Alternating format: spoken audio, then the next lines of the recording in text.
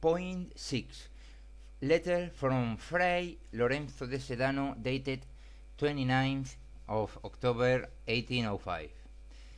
He says, they are coming out to the beaches corpses of all three nations. That means that also English corpses were coming to the beaches, and the English said that they didn't lose any ship. We know that there were tripulations. There were 20 English, were the tripulation, the people that were having the Fogox, the French Fogox, that was prisoner of the English, the ship, and the English has 20 people in that ship to manage it. And these 20 English sank, drawn with the ship, sank to the sea with the ship. We don't know if these 20 were drawn or not, but it's just 20 people compared to 800 people. But the phrase says that they are coming to the beaches corpses of three nations, which means that probably also many English also in proportion to French or Spanish, which could point that English ships has been drawn or have been to the sunk to the water, and we don't know about the people that were in. Okay, point 7. Third letter of the Fray. The Fray is a priest. He says, the English lack of 11 warships, without the ones that have been without the sails damaged. And he says, they stay the same. One side, the Allies, and the other side, the English. They have the same losses. Both have losses in the battle, a similar level. That's what the priest is saying. These contents are in the book of Augusto Conte Lacabe. Next point. Point 8. Letter from the Spanish ambassador in Lisboa, called Conde de Campo Alange. Is directed this letter to Gravina, one of the Spanish generals in the battle, and is dated the 6th of November of 1805. He says, an Arab, a Moor, businessman that has come from Gibraltar, says that he was in the plaza when the English division of ships entered to disembark wounded and dead, or wounded, and he ensures that they are more the dead and wounded of the English than of the Allied division. To whom disembark by the part of Spain, the prisoners or the wounded or dead Spanish and French that were in the English side, or the 3 or 4 ships that the English took prisoner and could take to Gibraltar. This Moore says that the major part of the warships of the English and have been useless. They are useless, not recoverable, and they are lost as the Spanish and French fleet, giving similar damage. And this content is in the book of Augusto Conte Lacabe. Next point. Point 9.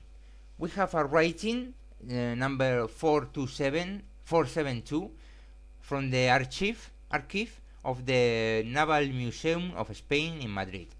The pages 165 to 193, and says, Don Manuel Vicente Ferrer, on board the warship Monarca in the Battle of Trafalgar, says how his ship Monarca and the French Fogox, with the San Agustin also near, these 3 ships sank 3 English warships, one of them a Royal English one, in combat of both sides.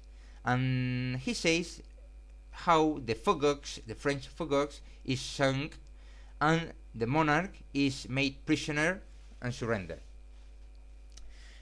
You can find the relato, the writing, in this website, www.batalladetrafalgar.com, sidebar testing.htm. Next point, 10 point. Point 10, other considerations. Advanced Spanish, advanced artillery.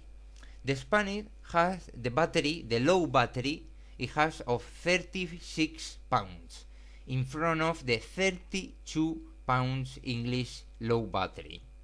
And also the Spanish pound was more heavier than the English.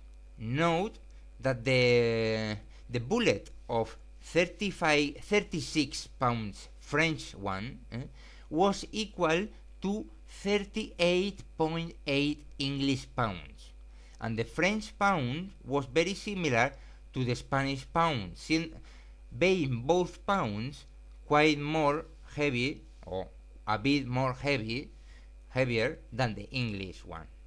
So we can conclude that the Spanish low battery was of caliber 38.8 or 38.5 for making an approximation, and the English was 32. So the Spanish had hit 7 pounds more in the low battery. Another Spanish advanced artillery. The Spanish has many more men per ship to manage and to serve more guns to manage the casualties in hours of combat more than the English. An example is the Victory ship, warship in the battle, that just throws balls, makes shots for one side of the Victory ship, or for the other, not for both, for the reason, whatever reason it is. While the Spanish could shot in both sides of the ship at the same time, like the Príncipe Asturias or other ships. Another example is that a battery with double people serving it, double, not simple, could make a shot each 3 minutes, but you need double people serving the battery. And we are talking that the Spanish had perceived like 200 or more people perceived than the English one, with the same or similar number of guns. On some of them, more guns also. So 200 or more people, or 300 in a ship that has to serve 80 or 100 guns along various hours is an objective advanced artillery, like the one I said before. Now we have another Spanish advanced artillery that the Spanish had in the upper deck. They have Spanish obus that were more modern than the English carronades. These Spanish obus were throwing shrapnel, but like the carronade, like the English carronade, but also they could throw designed explosive grenades, and also it had more range than the English carronade. It could start shooting before. That is a little artillery advanced objective. That is objective as well. It's not subjective. Now there is another Spanish artillery advance, that there are many combats between Spanish and English where the Spanish show superior artillery. You have the example of the Princess ship that could sustain combat with 6 or 7 English ships, proper warships, or the same combat of another combat of Del Glorioso that could sustain combat with 5, 6, 7, 8 ships, English ships, successive, or the combat of the Toulon, when one Spanish warship could sustain warship with 4 or 5 English ships and still go out and escape. So we have these 3 examples cover 15 to 20 English ships. So we have samples in the history that the Spanish artillery was superior to the English artillery. Well, now we have this is more subjective. It's a bit objective, but also subjective, no? Now we pass to another advanced Spanish. Another Spanish advance, it was that they had tropical boot in various warships of the Spanish. 3 or 4 Spanish warships in the Battle of Trafalgar were made from the yards of La Habana, which Cuban boot was stronger, harder, it lasted more, and this is scientific, than the European boots, Spanish or English. We have the sample of the Santísima Trinidad or the example of the Príncipe of the Asturias. Both were from La Habana, and the Príncipe of Asturias was in the Battle of Trafalgar the warship more brilliant of all Allied or English. It was another story like the set before of the Princess, or like the set before the Glorious, or like the Toulon, but in the Battle of Trafalgar. It could sustain the Príncipe of Asturias battle with a lot of ships, and then escape. And also the Santísima Trinidad was made by Cuban boot, and despite being half hour or more under English fire without being able to answer, they just had a little more than 100 dead, a little more, to understand how hard were these Cuban boots. So all this advantage, artillery and advantage, Spanish advantage, is to see that the global of this data, to understand that the potential damage that the English can receive in an artillery exchange with the Spanish, or French, Spanish in this case, can be much more big than the official English version that they just had 400 deaths. Next point.